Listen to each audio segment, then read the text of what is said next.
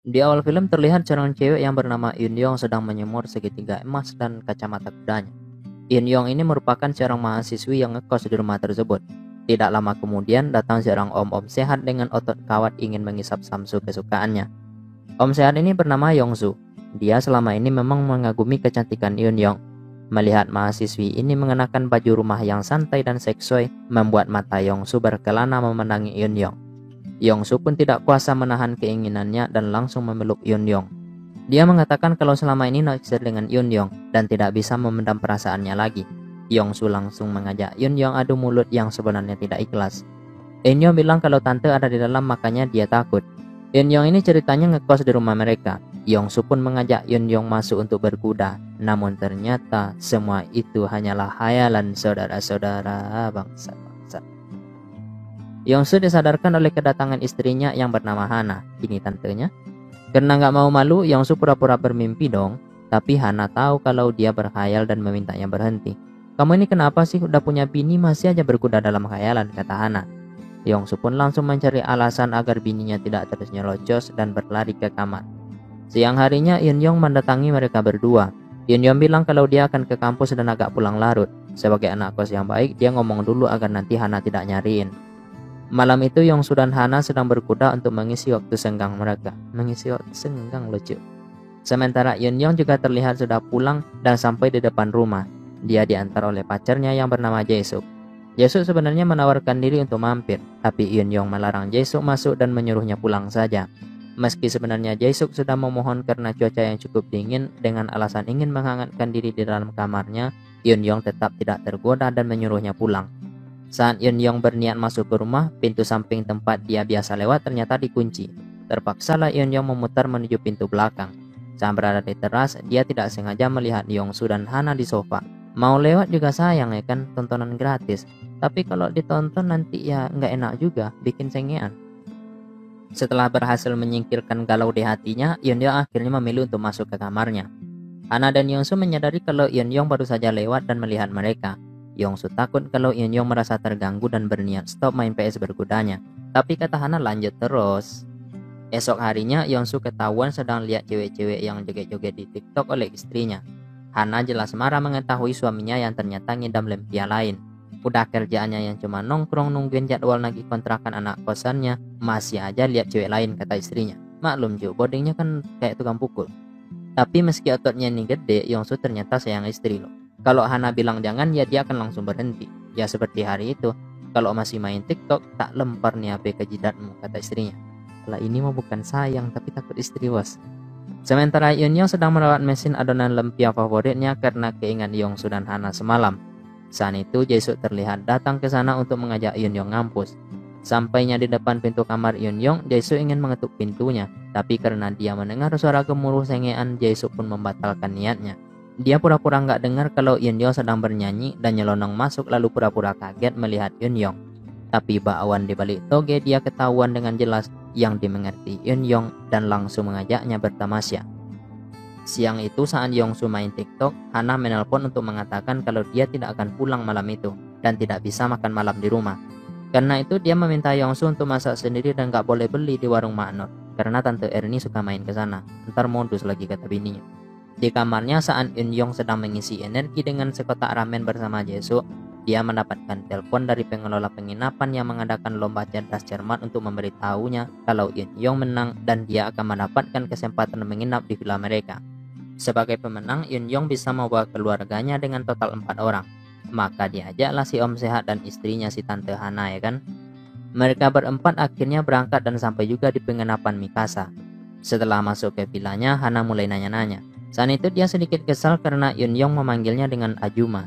Kata Hana si panggilan itu terlalu tua. Karena itu Yun Yong pun langsung menggantinya dengan memanggil dia pakai Yuni aja. Alah.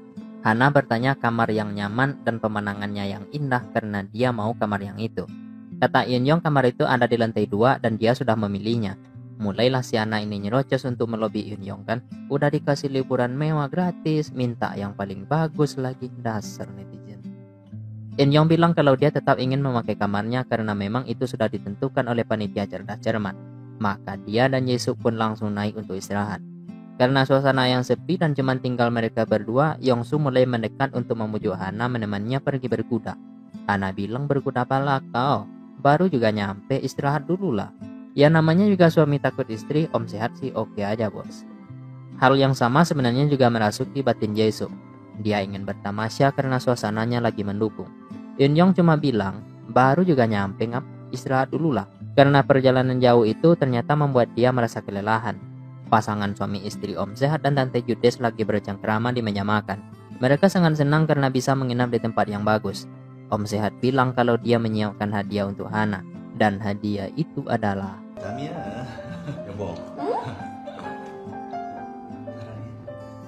Hana pun langsung bilang, udah tua masih aja kayak bocah. Sementara Jae-suk yang gagal bertamasya cuma bisa nge-vape di kamarnya saat Eun-young sedang mandi. Perbuatan dia itu pun ketahuan oleh Eun-young dan sebagai pacar yang baik, Eun-young pun mengerti dengan keinginan Jae-suk dan mengajaknya pergi bercocok tanam. Sementara itu Tante Judes dan Om Sehat baru saja terlihat pulang membeli persediaan makanan dan minuman untuk santapan nongkrong mereka malam nanti. Hana meminta Yongsu untuk memanggil Eun-young dan Jae-suk di kamarnya. Saat itu Om Sehat malah dapat rezeki nomplok karena tidak sengaja melihat Eun-young yang sedang membersihkan diri setelah pulang bertamasya tadi. Tapi Om Sehat langsung turun setelah mendengarkan Hana memanggilnya. Mereka akhirnya ngumpul-ngumpul sambil bercerita, main tebak-tebakan lalu bersulang. Entah apa tujuannya, Eun-young saat itu mulai memanggil Yongsu dengan panggilan Opa. Dia mengajak Om Sehat bersulang-silang untuk merayakan keberhasilan dia mendapatkan hadiah mewah tersebut. Setelah puas bercerita dan minum, Yongsu sudah kebelet ingin ngisap Sakura eceran dan pergi keluar. Karena kalau di dalam Tante Judes ntar nyerocos yuk. Tidak lama kemudian Eun-young ikut keluar dan memuji kesehatan Om Yongsu karena rajin fitness. Apalagi Om ini nggak pernah nge-skip cheat day. Makanya dada Om ini berotot yang membuat Eun-young sendiri merasa minder. Om Sehat cuma menjawab, adik ini bisa aja. Yongsu mulai pamer kalau dia bisa bench press sampai 100 kilo. Makanya otot dada dia itu gede. Katanya sih karena sering ngikutin tutorial Om Bobby Ida sama Om Adaire. Yong-un pun membiarkan Eun-young merasakan otot kekarnya itu. Mereka kemudian kembali ke dalam. Sampainya di dalam, mereka melihat Hana dan Jae-suk yang ternyata sudah ketiduran karena terlalu banyak minum tua. Mereka berdua meminta Jae-suk mengantar Hana ke kamarnya. Hana ternyata cuma pura-pura teler, karena itu cuma modus agar dia bisa mengajak Jae-suk pergi ke kamarnya karena ingin main PS berkuda biar dapat lawan yang seimbang. Maklum Om Keker terlalu banyak fitness, makanya jari-jari dia mulai kaku.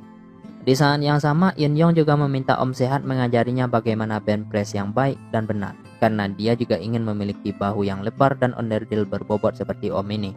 Eun-young berjanji akan mengajaknya berkuda sebagai imbalan kalau Yongsu mau memberikan dia tutorial. Sebagai atlet berkuda profesional yang sudah menunggangi banyak jenis kuda, Eun-young menjanjikan Om Sehat akan menyukai kudanya. Ya setujulah si Om ini kan, karena ini adalah mimpi yang jadi kenyataan. Setelah selesai bertamasya dengan Yongsu, Eun-young ingin mengajak dia pergi karena sudah bosan dengan percintaannya dengan Jae-suk. Selama ini dia menerima Jae-suk karena kesepian aja. Sekarang karena ada Om Sehat yang berhasil membuat dia jatuh cinta, Eun-young pun ingin kabur dan Yongsu pun setuju. Tapi ternyata semua itu lagi-lagi cuma khayalan. Tante Judes kembali menyadarkan Om Sehat dengan cara menabok kepalanya. Tante Judes bertanya apa yang dilakukan oleh Om Sehat di sana sendirian. Kamu pasti kebanyakan minum tua ya katanya. Enggak kok Mi, ini cuma nikmati tembakau gulung yang diberi di warung Mak Nur sisa kemarin kok. Mana mungkin aku minum tua basi. Hana akhirnya percaya dan meminta Yongsu untuk berjanji tidak akan pernah bosan dan sabar menghadapi sikapnya. Mereka membuat janji cinta dan masuk kembali ke dalam untuk berkuda. Om Sehat cuma tersenyum. Ngapain senyum Om? Berkhayal doang bangga. Ya begitulah cerita filmnya tamat. Plot twist yang cukup oke sih di endingnya. Ternyata Om Sehat selama ini emang cuma beraninya berkhayal doang Jo. Karena takut sama istrinya kali ya. Istrinya itu barbar banget loh. Tapi mungkin juga Om Sehat nggak mau merusak kepolosan Eun-young. Karena dia kan bisa aja sebenarnya main brengsek saat berdua di rumah. Tapi Om Sehat tahu diri juga. Dia boleh punya fantasi rusak, tapi nggak mau ngerusak orang lain. Asik. Oke, segitu aja bacotan kita kali ini ya. Terima kasih sudah menonton ringkasan ceritanya. Jangan lupa di subscribe dulu channel ini dan aktifkan notifikasinya. Admin pamit, sampai ketemu di next video dan assalamualaikum.